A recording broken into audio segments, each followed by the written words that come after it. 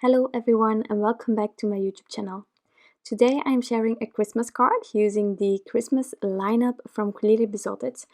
I'm also using my colored pencils today to do the coloring and it took me quite a while, so I filmed this card in um, two different days, and so I'm really sorry, but halfway there is a shift in light source kind of thing going on because, well, here I still had some sunshine outside, and then the next morning it was bright but the sun wasn't shining, so it's a bit colder when you will see the coloring there. Now today's card, as I said, it's with colored pencils, and I'm not going to show you everything. I'm going to show you a few. So this one, then I'll skip the two others, and then the final Santa I will also show because all of the coloring was exactly the same. And well, this takes a bit longer coloring with pencils, so this video would have been, well, taking forever before it finished.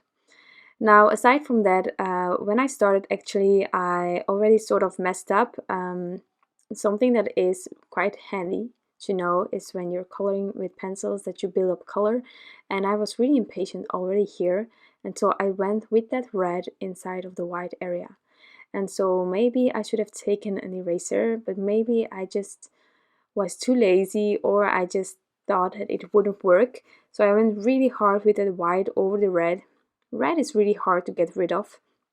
So I sort of went a bit too hard immediately, and well, the paper is a bit ripped because of it.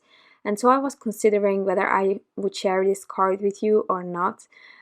It's a tiny mistake. It's unfortunate, but in the end, now when I look at the card, I think it's quite alright, and it's well, it's a bit sad that there is an area that I know I sort of messed up. But then on the other side, you also know not everyone will see it, you know it, and if everyone will take like a magnifying glass, they will see it as well. But all of the other Santas worked out great, so I thought, well, just share it, and you'll see. Maybe this can be helpful. Build up layers is really something that is useful. Also, grabbing your pencil a bit further away. All tips that I got from you and that I know they work. But sometimes, like today, I was just a bit impatient, and I still need to get used also to grabbing the pencil a bit further and having less of that control, in my opinion. So sometimes I do it, sometimes I don't, but definitely building up colors is the way to go.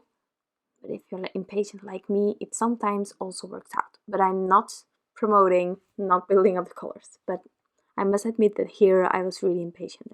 So I cannot blame anyone if you're like me and just sometimes want to move along with the colored pencils. Well, the coloring here, I actually sort of color the way that I color with my markers. I go there from darkest to lightest, and I tend to do that with pencils as well. Again, not necessarily the way to do it, but from time to time it definitely works. So I'm just honest about it. I'm not an expert on coloring with pencils, but from time to time I really love it, and the end result of this card, in my opinion, it looks a bit vintage kind of, with this cardstock, which is Neenah Desert Storm. I love using this cardstock for colored pencils because, well, I love clean and simple cards. Also, pencil coloring takes a lot of time, so I tend to go for a really simple design whenever I'm doing, well, whenever I'm coloring with pencils, just to limit the amount of time that I still need to put in the card. It really takes already half a day or more for me to color this. So yeah, I tend to do that. And then the lovely thing about that is that it's not too white, which I have had in the past when I tried coloring on white paper, that in the end featuring just one image sometimes just didn't work, in my opinion, depending on the image, of course. So therefore I tend to go with Neenah Desert Storm whenever coloring with pencils. The one downside about it for me personally is that actually this paper is quite smooth, and so for color pencils and building up layers, I don't find it necessarily the handiest paper, but just for the end result, I just go for it, you know. So it's not ideal.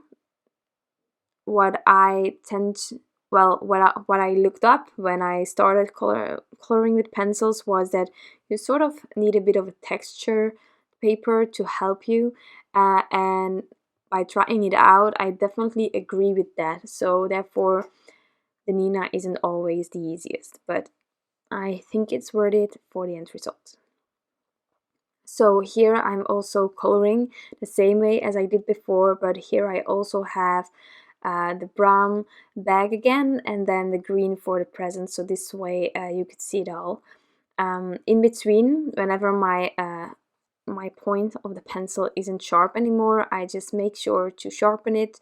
That's really key to coloring with pencils. Sharp points, even if you are going to build up layers and you add a really thin layer and you build it up, you can also have a soft layer with a pointy pencil, and it actually gives you more control. So therefore, sharpening along the way is a good idea. So here as well, building it up, making sure that I didn't go into that white area as with the first Santa. And I'm also trying to sort of have the same shadowing as I did before, and just build up the color from there. If you want to see a third Santa being colored in, I also am going to create and share a reel on Instagram. There is one of the other Santas that I didn't show here that I filmed vertically, but it's sort of the same, only sped up way more because it's going on Instagram, and so I cannot take the time to show everything like here. Maybe also handy to know is that for the color combinations, since these aren't markers and I cannot put the caps while coloring, I have listed all of the combinations on my blog post, and there is always a link towards my blog post in the description box down below, so that you can easily find everything that you need for the cards that I'm sharing here. Also supply lists or anything like that in the description box, and always on the blog post as well. So here for the green, doing the same sort of thing, building it up from darkest to lightest. Again, it's not the ideal way of coloring with pencils, but it might just work for you as well, if you're a bit impatient but you do want to try it more and more. Something that I do find is that with pencils you can really get some dimension going. Also therefore not press too hard so that you can really add dimension on top. But I really like how it turns out, and therefore I just want to try and get better in color pencils. Also try to get a bit more patient while doing that, because I really love how this card turned out, and the depth and dimension that the pencils can give you. So therefore it's definitely worth trying it out. But I also must admit that it's only since this year, I think, that I started again with the pencils to try it again, because I purchased the whole box, as you could see in the beginning, and well, then I got just fed up because it's not going as smoothly as my Copic coloring, which was the same with my Copics when I started with the coloring there. It didn't went smooth, I laid it aside, and then I returned to it to get better at it. So I definitely think if you want to go on this color pencil adventure, that you need to give yourself a bit of time to get used to it, but in the end, I think we can all succeed if we want to try it, and we just keep going. Learn from every time we're using them, like here, red. Take your time, don't go in the wide, and if you go in the wide, first search that eraser that you have. Look for it instead of just going like a crazy person with the white on top of the paper. I think that is definitely a lesson of today. So here for the paper, I just wanted to have a bit of another shade than for the beards. So therefore I just I just tried something, it worked, I'm glad with it. And then I'm going to add the sentiment. Now, with the Noline coloring that I did, I decided that I wanted to white heat emboss the sentiments. And before doing that, I decided, well, just try to add a shadow, which is not my forte. It's really, really scary for me to add shadowing. I also went with the white on top to just soften it a bit more. But normally I buy matching dyes, and then just even there on other cards I don't do a lot of shadowing because I just don't know how to add it properly.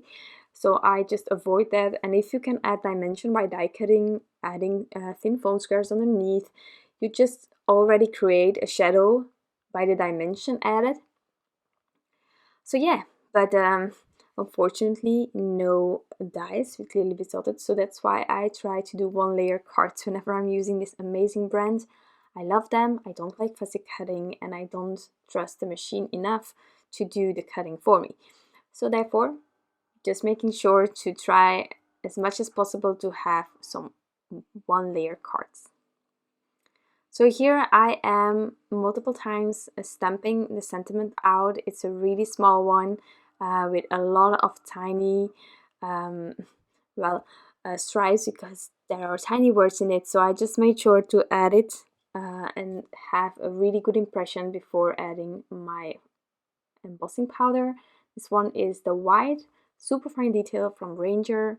I don't have a lot of embossing powder, so anything you have at home will work if it is a fine one, because this script is really thin. So if you would have a really thick embossing powder, your sentiment will disappear. So definitely just make sure to have thin or fine detailed embossing powders. Then I'm buffing off the excess anti-static powder that was still on there, and then I can add this panel on top of my card base.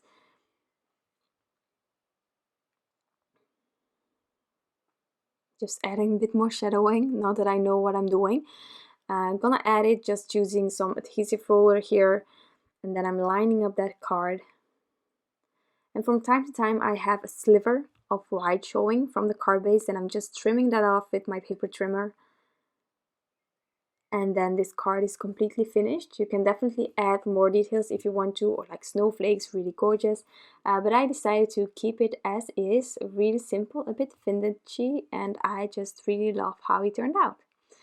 I hope that you enjoyed this video, and of course that you like the end result. I want to thank you all for stopping by and taking the time to watch this video. I truly appreciate you all being here and supporting me. It means the world to me. I want to wish you all an incredible day. I hope that you have a lot of fun, and I'll be back soon with some new crafty inspiration. Bye!